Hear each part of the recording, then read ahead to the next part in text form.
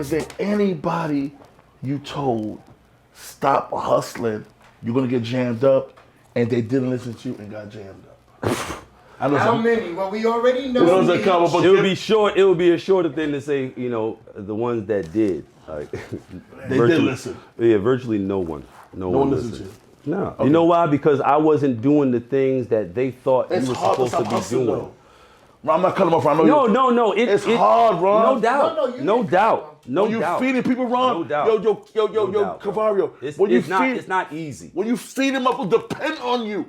But just because, like, just because you stop hustling doesn't mean you stop earning.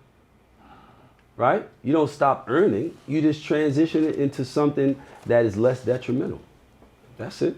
Okay. That's all. Yeah, you just smart, man. I like that shit. That's what they say. We just not used to hearing the older dude talk. He's super smart though. So my thing is, Greg. My thing is, so can you name at least one person who listened to you and defied the odds? Other than yourself. Other than himself. He ain't never been in I can't believe he been in jail. Bro, I was shocked he'd been locked up before. But actually that day, I was shocked. I said, never said he never. That's how you move.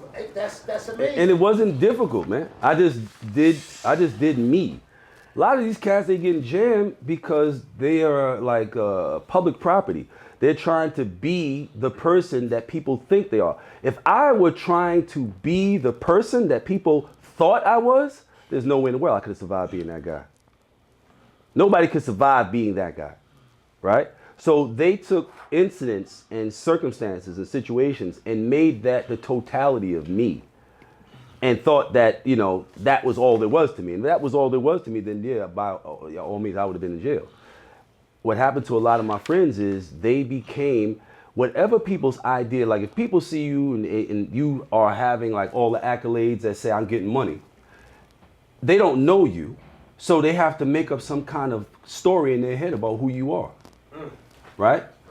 Now, enough people in a space start getting this idea and they start trading, as niggas do, sitting around and talking about other men and so forth, whatever, and they start to create a narrative. That narrative starts to become word on the street. That word on the street gets back to the individual. If that word on the street is he's Superman, he's this, he's that, he's this, motherfuckers start, and then you, as that individual, you start seeing people behaving in a certain way. If you don't have your feet on the ground, that shit it'll do something to you. It's like, yo, look how these motherfuckers treating me, man. If you've never been, like, say you, like a lot of cats come from a broken ass home where nobody's giving you the proper love and esteem and so forth. That means there's a gap in your development where you should be able to feel good about yourself from within. You have never had that developed because no one's ever invested that into you, right? So now you're a grown person, you're functioning in every other way, but this gap is still in you. It's still a need that must be fed. The worst place for it to be fed is in the streets because people put this shit on you that nobody can sustain, bro. Story of the day. This is called Gary's bullshit. You told me in the juice bar, ask you anything I want, right? You sure you ready? Everything you want. What made you stop sniffing coke? It's written no love in your face. This nigga's stupid. This is a crazy motherfucker. What you told me, nigga? I knew this was gonna be. I would have been so disappointed if this wasn't like this. Because I used to look, I watch them try to like they having fun in that motherfucker. Like they having fun in that motherfucker. Yo, let me tell you a story, y'all. Radito, yo, Franquito, we in the juice bar the other day. We in the juice bar. Listen, so he know I ain't wrong. We chilling. We look at each other. He buys me a shot. I'm trying to figure him out, right? Yeah. Now I'm finally figuring him out. He said, "Gee, I see you come on the show. We talk. Yeah, I'm coming. Give me some Remy, some Coke. Well, I got the Coca-Cola. No, nigga. Then I said, nigga, he said, no, Remy and Coke, nigga. I said, you banging still? No, I don't bang no more. But I used to, but this bring the Remy. Am I lying? Yeah, that's exactly what happened. Because I know who I'm talking to. Yeah. I know I'm talking to a character. So I'm like, I know I can shuck and fucking die with this motherfucker. You know what I mean?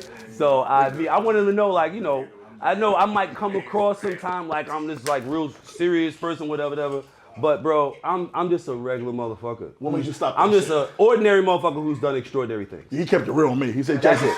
So bottom line is, I just do the joke and say, "You kept it so real with me." So what made me stop is, at a point, I grew up around addicts, right? Okay. My sister, several of my first cousins were heroin addicts. By the time I was born, they were like 16 years old. By the time I was born, they had been dope fiends 2 years already. God damn. Right? So I grew up with dope fiends in my house, not outside. A lot of people never had those experiences until they got outside. And even then, they didn't know until they got a little older what that was back then. I was very much aware of what that was out there because I lived with it.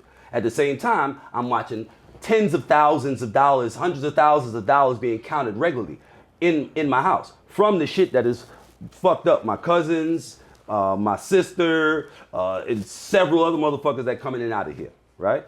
So, you know, I knew that this drug thing could fuck you up, which is why I was always moderate. So I started at 11. By the time I'm 17, I'm like, well, to go any further than this would be something else. If this is just recreation for me, if this is just fun for me, then I guess this is the end of that. It's time to do something else. Not another drug, but just move on. So I was like, that's it. You just moved on to something. And I just said, me, Trevor, whom I just found out you grew up with, my best motherfucking friend, my brother. So you 20 years sober with that bullshit. 20? Bro, I'm 54 years About old. 30 years fuck around. 17? 40. I was 17. Well, that's 40 years easy. Great, right here. Get the math for me. 40 years. And he can tell you, I only got deeper and deeper and deeper and deeper and deeper. So I was only around more and better motherfucking material. Hello. Going forth. No more Newports.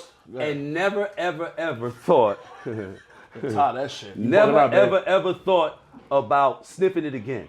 I never knew people struggled with making logical choices and following through. I never understood that because I never did it. That was a cheap He's shot known for me me. forever. And he'll tell you, I've been disciplined like this my whole life. Yo, first of all, Cavario, I'm fucking. It was a cheap shot. Me, you had a good time at the juice bar. Moving forward, I love you. I just want to fuck with you. That's a good joke. Oh yeah, Because absolutely. you told me that day, yeah. Now, Like all that shit isn't raised by wolves, bro. no, Like we're all gonna my talk about shit, your, all my shit. I'm gonna give you a book. We're gonna give you a book. Rather, we're gonna get your book. Yeah, Now, all that's in there. let me ask you a question. From your being the OG that you are, how do you get an interview with a nigga like Alpo?